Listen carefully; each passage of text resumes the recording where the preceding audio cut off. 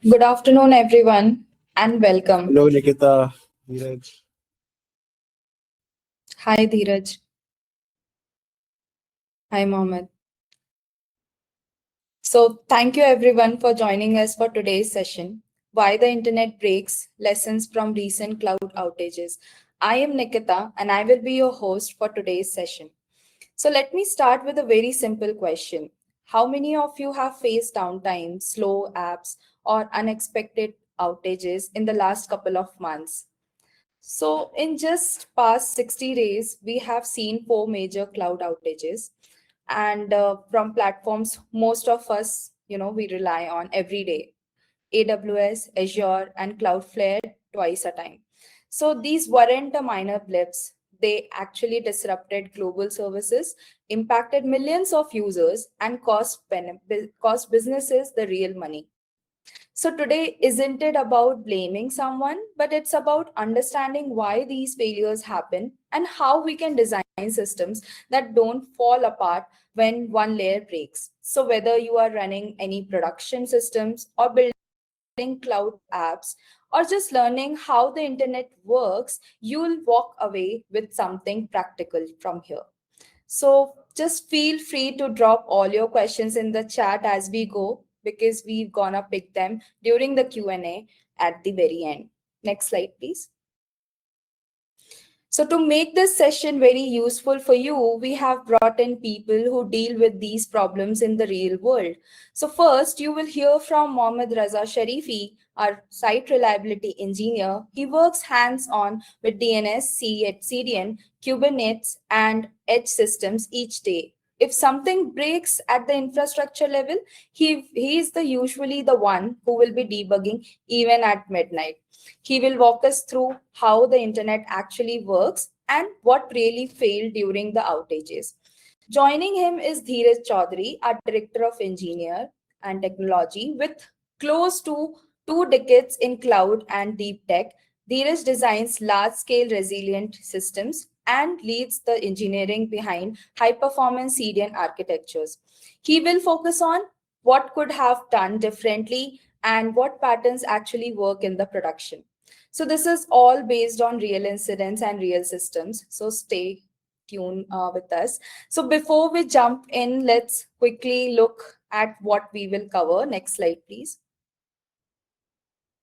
So here's how the next hour is structured. We will start with the basics, a quick refresher on how the internet, CDNs, and cloud infrastructure actually function. This matters because many outages are rooted in fundamentals being overlooked. Next, we will break down the recent outages at AWS, Azure, and Cloudflare, what failed, what cascaded, and what pattern kept repeating. Then we will talk about prevention, the engineering and the deployment principles that could have reduced this blast radius or avoided downtime entirely. After that, we'll get the practical. We will discuss real world architecture patterns like multi-CDN or multi-cloud setups that team are actively using to improve the resilience. And finally, we will be opening up for Q&A so you can ask about your challenges specific to your own infrastructure.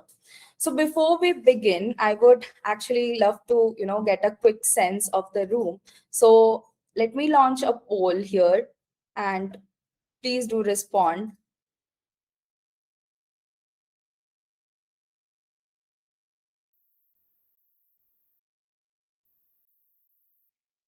Cool. So I can see there is a very diverse audience which we have right now. So let's start with the foundation. Over to you, Mohammad Raza.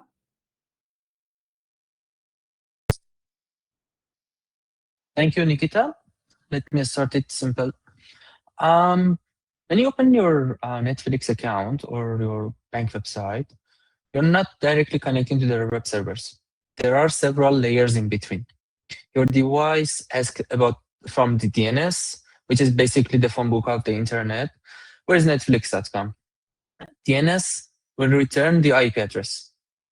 Then there might be some CDN servers on the way.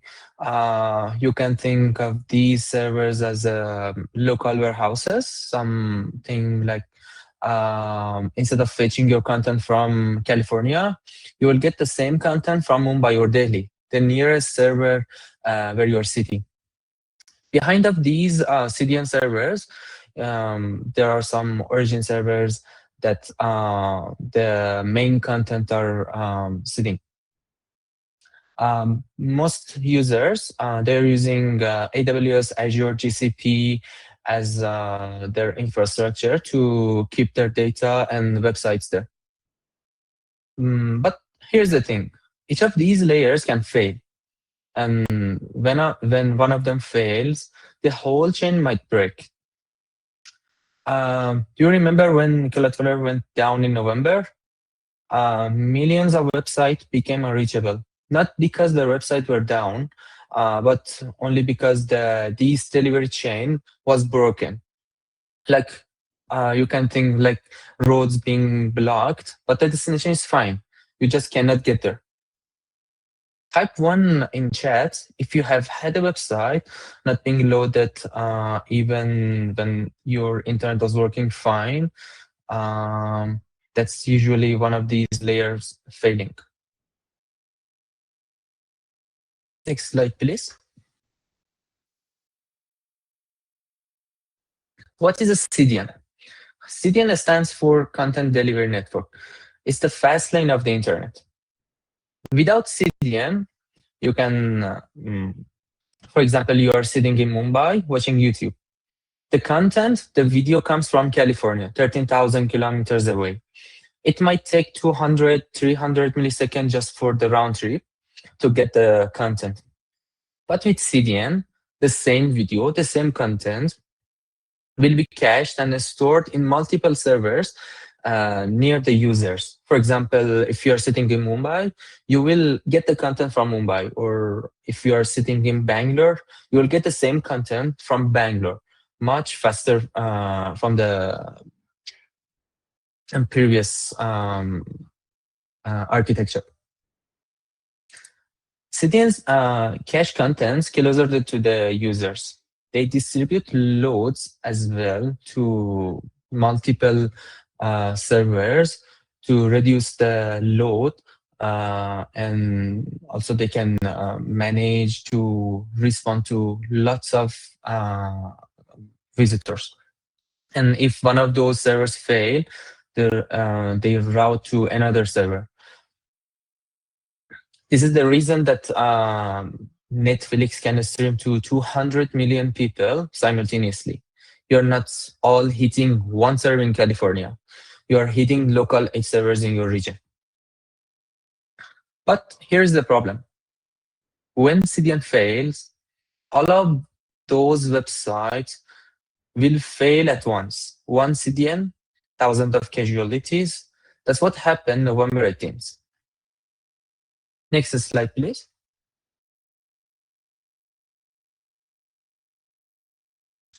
What is Anycast? Anycast sounds technical, but it's simple. We have multiple ways of announcing IPs over the internet. BGP is Internet Protocol, and we use it to announce our IP ranges over the internet. But there are multiple ways of announcing those kind of IPs. Unicast and Anycast are two kind of those topologies. In Unicast, each of those IP addresses connect to the one destination.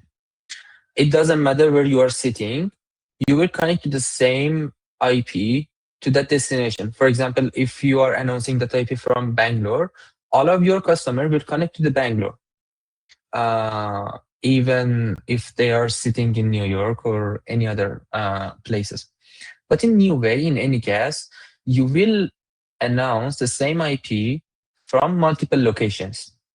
So if your visitors are coming from Mumbai, they will connect to the nearest server, like Mumbai or Delhi. If they are sitting in New York, they will connect to the New York server.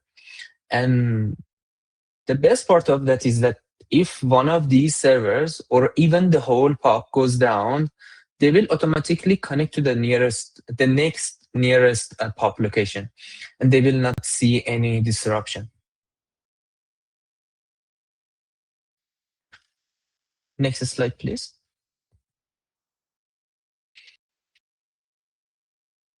This is the cloud ecosystem, which we can see the applications dependency.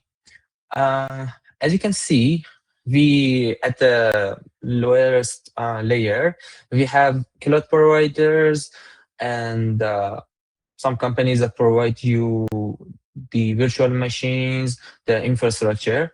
On top of that, we have CDN, DNS, and load balancers, and they are providing a way to keep your applications faster, reliable, and accessible. And on top of these services, you will have your applications. Your customers, your visitors will connect to your applications, and then they will try to catch your content from your application. Um, they use on the behind they will use CDN, DNS, and load balancer to connect to your origin servers. And as you can see, everything depends on everything else. When one of these foundation shakes, everything collapses.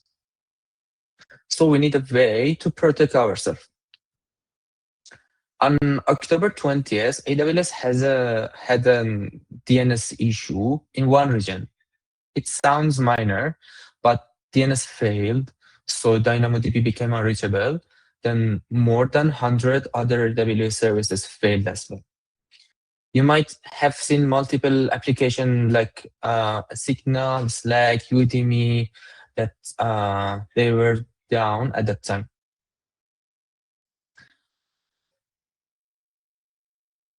Most companies might use multiple virtual machines, virtual EC2s, but one of the mistakes that most people might have done is that they deploy those applications in one region, in one cloud.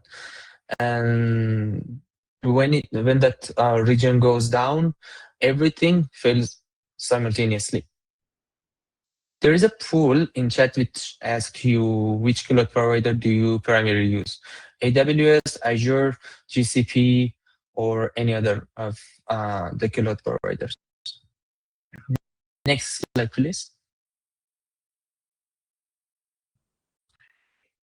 Yeah. In October to December, we had 4 major incidents in 3 cloud providers just in 60 days. On October 20th, AWS had an incident for more than 15 hours. Azure had another one around 10 hours, and Cloudflare had 2 incidents, which both took around 6 hours. And at that time, more than 17 million end users and thousands of companies were impacted. Here is what's shocking.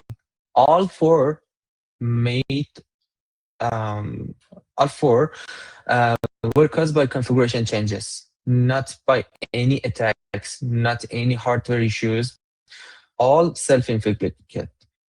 Imagine if airlines had 4 crashes in just 60 days from pilots hitting wrong buttons. That's basically what happened. Next slide, please.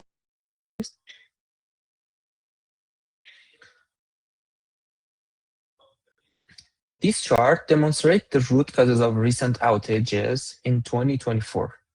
At the top 3, 78% are caused by changes people make. Most outages are self-inflicted. The hardware is incredibly reliable. It's the software and processes that fails. We have built reliable hardware, but fragile processes. A server can run for years without issues, but we cannot push a config change without breaking things. Next slide, please.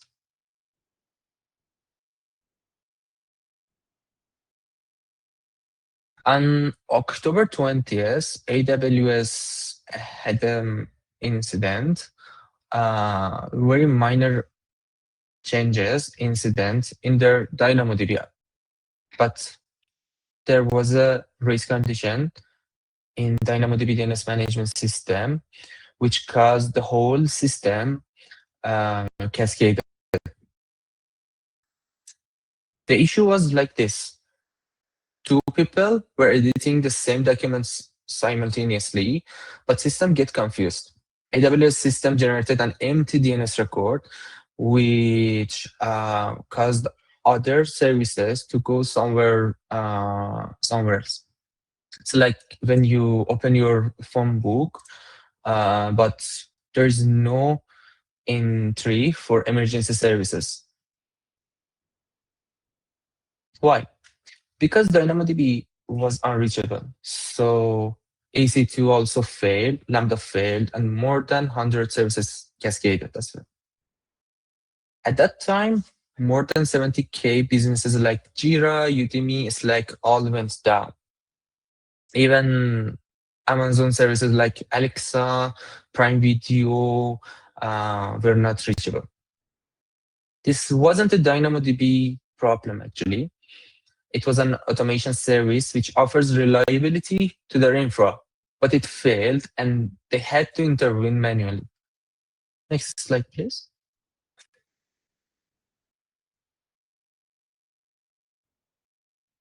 This slide also describes a bit more about what happened exactly in AWS outage, and we described it. Next slide, please.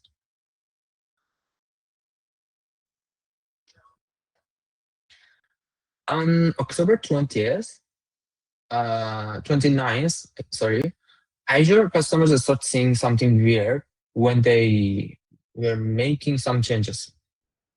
Every changes was correct, but they were seeing something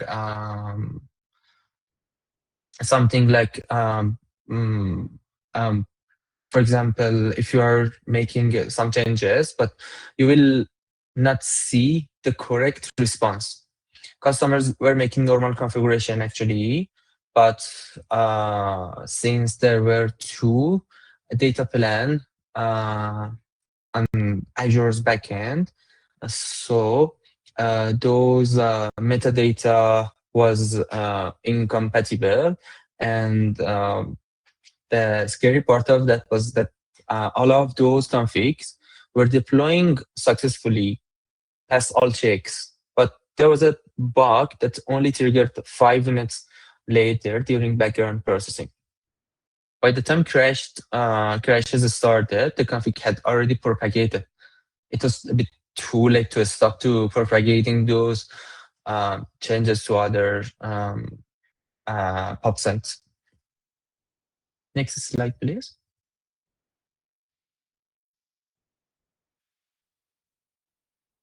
On November 18th, Cloudflare made a database permission change to improve security. The change caused their database to return double rows.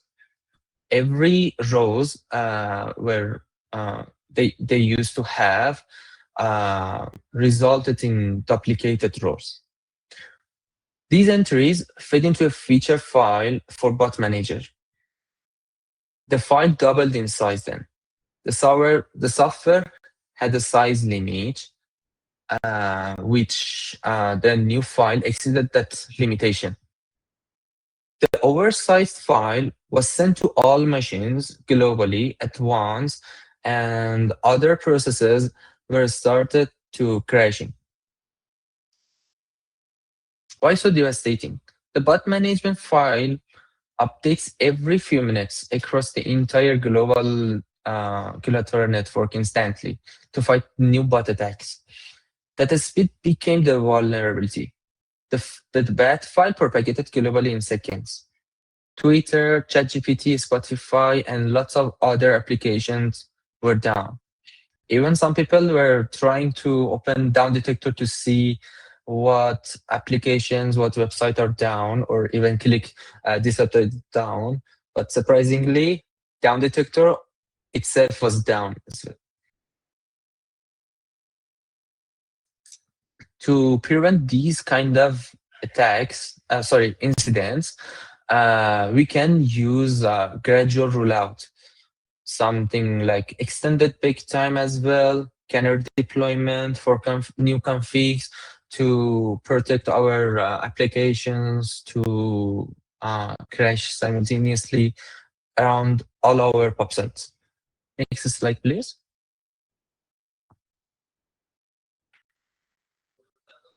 On December 5th, Cloudflare again had another incident. They were deploying a security patch to protect their customers from React to shell tree. As part of their ongoing work to protect customers who use React against a critical vulnerability, they started rolling out an increase their buffer size to 1 megabyte to make sure as many as customers were protected. This first change was being rolled out using the gradual deployment system. During rollout, they noticed that their internal web testing tool didn't support the increased buffer size. And this internal tool was not used before. Not before, I mean, for this kind of changes that they were making at the time, they had to make another change to turn it off. Unfortunately, in their FL1 version of the proxy, under certain circumstances, the second change of turning off the WAF rule testing tool caused an error state that resulted in 500 HTTP error codes to be served from their network. As soon as the changes propagated to their network, code execution in their FL1 proxy reached a bug in the rules, which lead to a Lua exception. This issue was identified shortly after the change was applied and was reverted sometimes later, after which all traffic was served correctly. Next slide, please.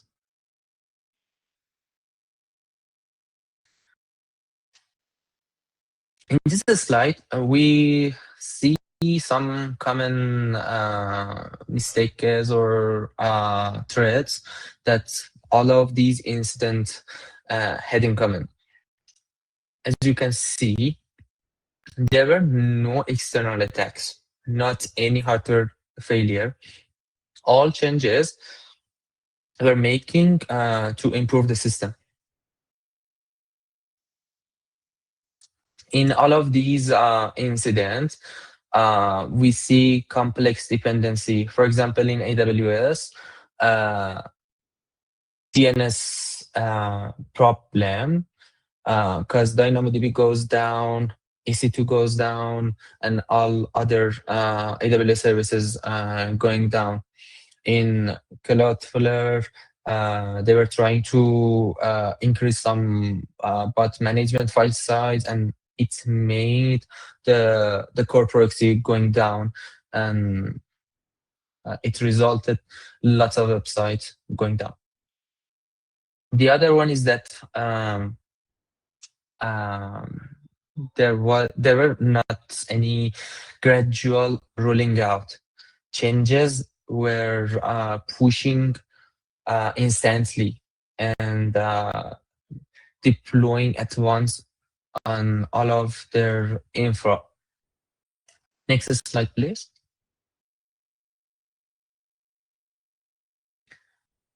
We have some principles which every cloud operators should follow. Actually, not only cloud providers, but every, I would say, any IT people that they are working on the infrastructure, they're managing the infra to make it more reliable. something that we have is gradual propagation. We should prevent deploying at once in all over network. The other one is that canary deployment. We should have a way to distribute some part of our traffic to another, some new versions to make sure that everything is going fine. And then after that, we can deploy the rest of our application to other servers. The other thing is that we should have any automated rollback or any rollback plan to revert those kind of changes if they're making any problems on our infra or they're impacting our customers. One of the most important part of these principles is that we need to keep our principles, our deployment very simple. And the whole system actually very simple. If lots of objects of our system are depending on each other, when one of them is going down, the other services also will be impacted. We should have a observation on our infra as well, not only CPU and memory. We should keep the error rates, latency, dependency health, these kind of things. And at last, speed is not our friend when we are deploying changes. Cautious is. Every DevOps team talk about this, but when there is a pressure to deploy quickly, principles get skipped. Discipline is doing the right thing even when nobody's watching. Now, even if forwarders follow all these principles perfectly, which they sometimes they don't, killouts will still fail. That's reality. What can you do to protect your website, your applications when these cloud providers fail?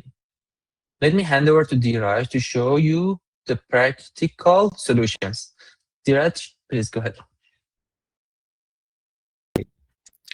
Thank you, Mohammed.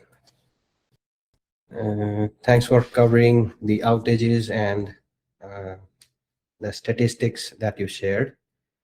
Let me start off. All right. So we know that each provider, each vendor, they promise 100% uptime, but none of them are able to meet it.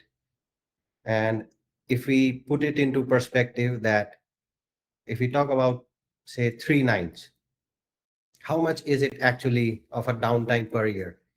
It goes to about 8.76 hours of downtime. That is nearly 9 hours of downtime per year. If we talk about 4 nines, it will be 52 minutes of downtime per year. And then 5 nines amounts to about 5 minutes of downtime per year. These SLAs, when we talk in theory, sound very good, but they are really hard to maintain. As we can see in the reality that AWS, which promises 4 nines of SLA, 99.99% for most of their service, they were down for more than 15 hours on their critical region, that is AWS US East. And it was very recently down just on in October, 20th October. And then Azure promises about the same kind of SLA, but even they exceeded more than a day on 29th October that Mohammed already shared about their outage, why it happened. Then Cloudflare, we all know it has been down for multiple hours twice in the past 30 to 50 days. And just if we look at them, they are all big players, big companies, and they have huge infrastructure, and their infrastructure is designed in a very resilient manner that they promise a big uptime. But still, we see that outages happen and they go down. So we actually need to think in a different perspective, that how do we actually minimize the impact when outages happen? Because outages will happen. It's a matter of when and not will it happen. It will happen, but we need to know and we need to be prepared that when it happens, how can we minimize the impact?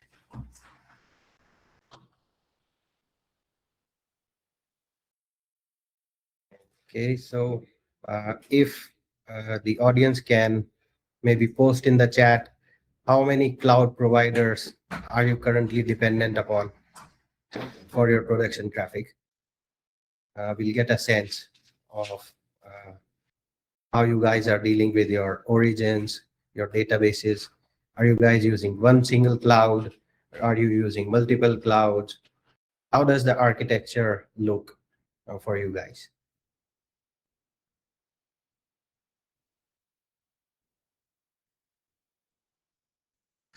Okay, I do see we have some response in the polls.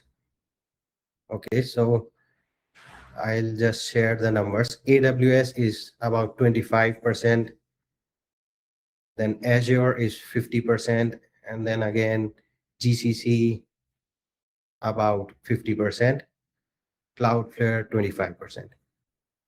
So yeah, as we can see, we are very much dependent on these big players, which are promising a lot of good SLA, but unfortunately, it is impossible to meet that kind of numbers. Okay, let's move on to the next slide. Okay, so we would like to propose an architecture in which we have an edge load balancer in place. So suppose your requests from the end users are coming to the edge POP, and then in the edge POP you have an edge load balancer. Using Anycast, it is getting well distributed and distributed to the nearest POP, and that edge load balancer is making the decisions based on a lot of factors that it is already probing for. So it is checking the health rate of your cloud providers. Suppose you have configured 3 or maybe 2 cloud providers for your origin and the other traffic. So it will check during the active health check monitoring, it will check if the which origin is responding, which one is responding in a faster manner, which one is the closest for that request that has come in. And it will also check the historical data that which origin or which cloud provider has been the most reliable. So after doing all of these checks, it gives you a much better and clearer picture that which cloud provider to reach out to. All right, and then, there are some benefits, as we have mentioned over here, that the failover will be sub-second. Your users will not even come to know there has been a failure because you are already covered with multiple cloud operators if you have designed the architecture in that way. And the improved performance, one should note that if you are dependent on multiple cloud providers, then if outage occurs in even one or two of them, you will have a third one available at any point of time. So you are not dependent on any kind of single provider. There's no single point of failure, especially for your origin traffic that you have stored. So, we can have a strategy in which you have multiple origins in multiple zones, or you can have multiple cloud providers in multiple geographies. So it depends. If you are using a single cloud provider, then you should aim for having your origin traffic stored in such a way that it is redundant geographically. So suppose outage happens in Europe, you are getting covered from Asia. If outage happens in Asia, you're getting covered from Europe. So you must think about that if you're using a single cloud provider. If you are using multiple cloud providers, then again, you need to make sure that which geographical region have you store your data in. It will again give you a much better flexibility to store your data for the end users whenever they want to, reach out to your origins to fetch the data. Let me take you to the next slide.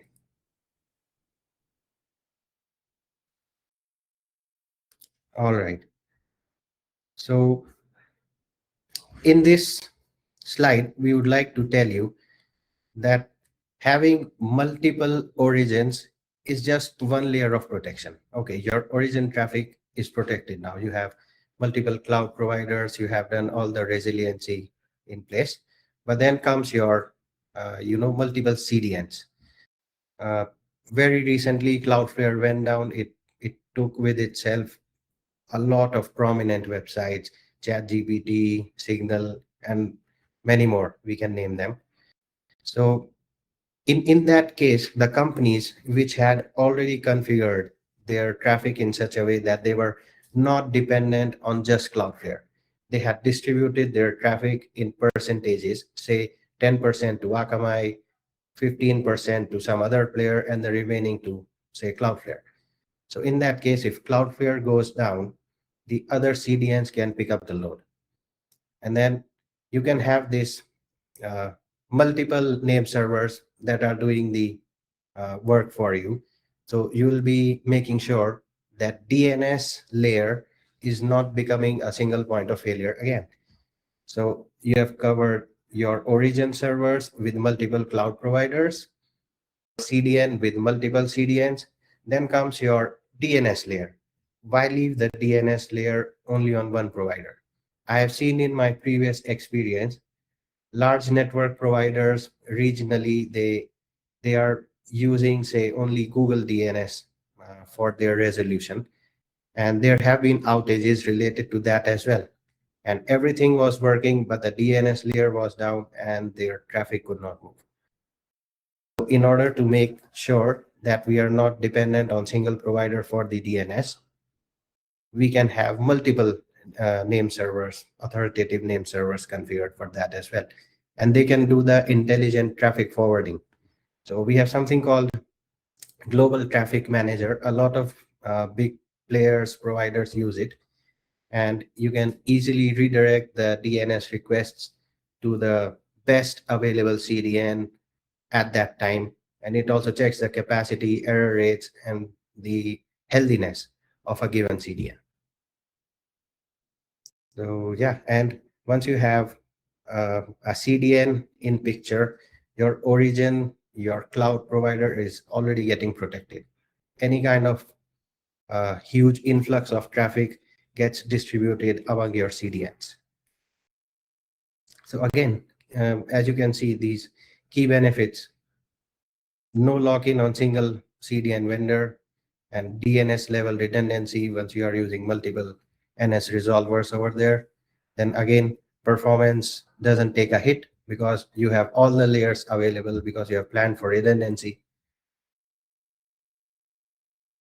Let me take you through some small strategic changes that you can do in your TTL strategy for the DNS. So for the critical data that you have, you can keep a lower TTL so that the failover is happening very quickly and it does not take hours.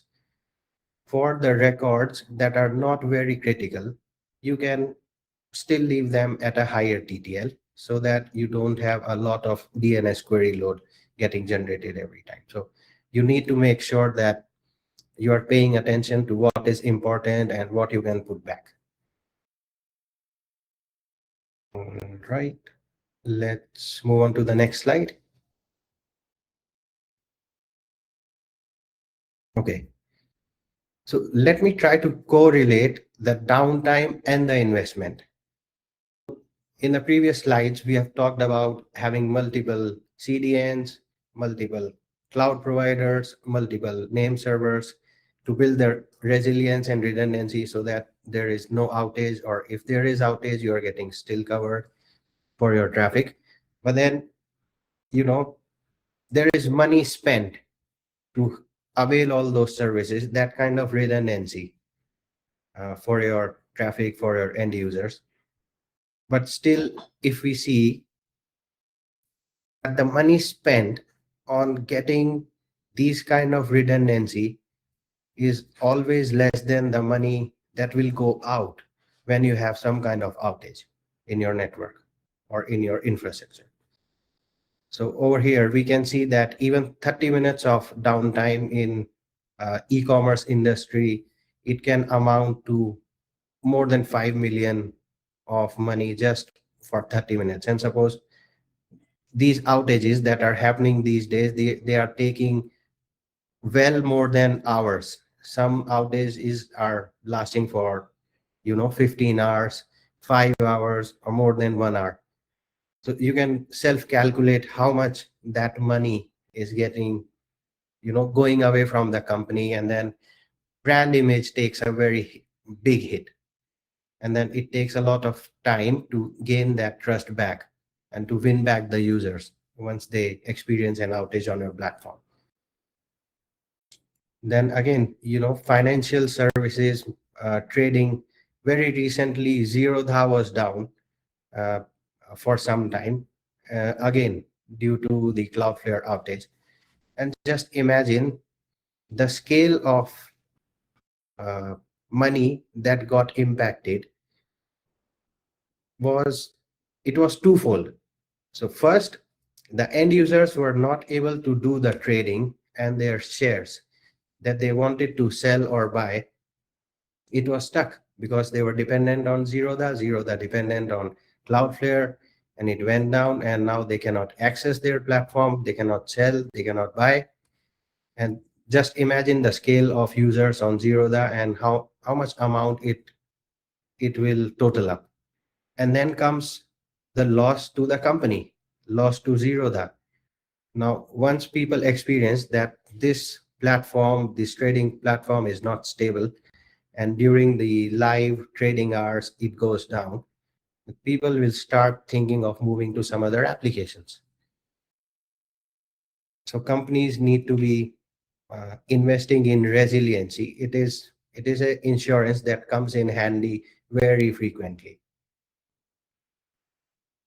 And as I was mentioning, even one outage, if you survive even one outage, that is the break-even point of whatever investment that you are going to do for your multiple cloud providers, multiple CDNs, having edge load balancers in place.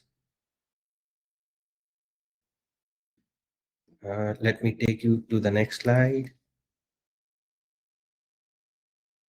Okay, some key takeaways that we have, all the stuff that we have covered today. So basically, we would be starting and taking a look at our stack, and we'll see what all single point of failures do we have. And then accordingly, we will plan for the redundancy of them. And these failures that have occurred very recently, none of the cloud providers or CDN providers are built in a way that they are 100% giving you uptime. That is impractical, and that does not happen.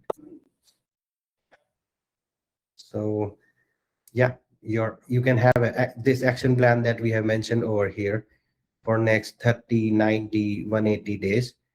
So it is very easy if we do it step by step. We will, as I mentioned, we will audit our stack for single point of failures. We will document the dependencies, and then we can have the next wave of audit. When we are doing, we can evaluate having which cloud provider will suit us. Shall we go for a multi cloud provider or a multi-region deployment with the same cloud provider? Or shall we have a multiple CDN in place? Shall we have a edge load balancer kind of a architecture that we want to implement to better handle the traffic? We can also run a chaos engineering testing in staging environment before pushing our traffic to the production. Then The 6-month goal should be to implement what you have learned till now. Your single point of failure should not remain single point of failures. You should have planned for them and implement it, maybe multi-cloud, multi-CDN architecture, and yeah, establish rigorous deployment and change management. So each request, it should be peer reviewed, approved by your peers, or maybe you can include one more level of approval in that, and make sure that none of the change is being pushed to the production without having gone through the eyes and hands of multiple people. Yes, it will add to some, you know, more cycles of time that the change is not getting pushed into production, but then it will save you millions of dollars, if not, and a lot of time to have not to fight with the outage. So yeah, this is what we wanted to cover today. With this, I would like to hand it over back to Nikita. And guys, please feel free to post your comments, questions. We will try to get back to you. Thank you. Thank you, Dheeraj. Thank you, Mohammed. So, Dheeraj, there is one question. Why do big brands use single cloud systems then? Would you like to answer it? Yes, why not? So, you know, we are having this webinar to discuss about the same thing. And we also see that a lot of big brands are singly dependent on one CDN or one cloud provider. And it's when the outage happens, they realize, okay, I have a single point of failure. Now I should fix this. And then it comes down to the, a decision has to be made by the management. Okay, I'm going to spend X amount of money going with multiple cloud provider, but then how much am I saving? So, your technical team has to give a feedback loop to your business team that, okay, if there's an outage of 1 hour, this is how much is the impact is, and the business team will then calculate the amount of money that is getting lost. So I think all the big brands, whenever they see an outage, they try to switch over to some other provider, but then they need to understand that having multiple cloud providers or maybe having multi-region deployment is what they should be looking at. And to be honestly put, it comes down to the CIOs, CTOs, and the IT managers, and even the software engineers working in those organizations to put their view forward that this is how it should be done. We should have a redundant architecture if we have, so much cost and everything depending on a single cloud provider, because none of them stays up for all the time. There will be outages. We have seen it happen before, and it will continue to happen. Each company is trying to make iterative changes and bring in more automation into the system, but then it all depends on the infrastructure, what are the best practices they are following. Each company has their own best practices, but then there are always areas where they can learn. So outages will happen, and all the big brands, even the small brands, need to be ready for the resiliency in their architecture. All right. So, one more question we have: how to handle data consistency across multiple clouds? Mohammed, would you like to take this one? Yeah, why not? To keep the data consistency across multiple clouds, even when it comes to keeping them in multiple servers, first of all, we need to think how we should keep them across multiple servers. Then it comes to multiple clouds as well. I think one of the most and biggest problems that some people might have is that to keep their databases, their data, their files, objects, everything consistent across multiple locations. There are multiple ways of doing that in each and every kind of databases, infra applications. You can find the best practices to deploy those kind of uh, deploying and keeping your data consistent across multiple servers, and then you can use it for other purposes. For example, there are some way of master slave ways of keeping databases across multiple servers. There are some ways of keeping them master and so on. Yeah. We can have another webinar even, I think, to discuss about these kind of things even. To add to Mohammed's explanation, we can, maintain a repository which stays updated, up to date, and then that master, as you mentioned, the master repository is then being used to push the config to all the cloud providers so that we have consistency, and each commit or change that is being pushed is getting synced with the master repository, and then from there we will refer for all the config rollouts. So that's how we can plan and manage the data across various CDNs, various cloud providers. So we have a comment here. I hope for that we will use event-based architecture. Mohammed, if you can comment on that. Yeah, that's an idea to use event-based architecture. That's another way of keeping our data consistent across multiple servers. Yeah. Thank you for sharing it. All right. So do we have any other questions?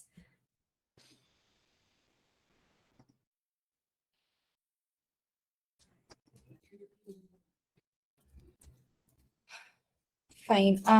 I couldn't see any more questions. All right, that brings us to the end of today's session. So thank you so much for taking the time to join us. We truly appreciate your engagement and the questions you have asked so far and the insights our speakers have shared. We hope today's session gave you the practical clarity around infrastructure challenges and how teams are thinking about performance, security, and scale in real world environments. So we will be sharing this session recording with you, and also whatever questions you have, you can share that to us. If you are currently facing any infrastructure or performance or security challenges, or even if you would like to have a second opinion on your setup, you can book a free consultation call with our experts. We are always happy to help you and offer guidance. And yeah, thank you so much again for joining us today. Have a great day, and we look forward to staying in touch. Thanks. Thank you, everyone. Thank you, everyone. Thank you. Have a nice day. Thanks.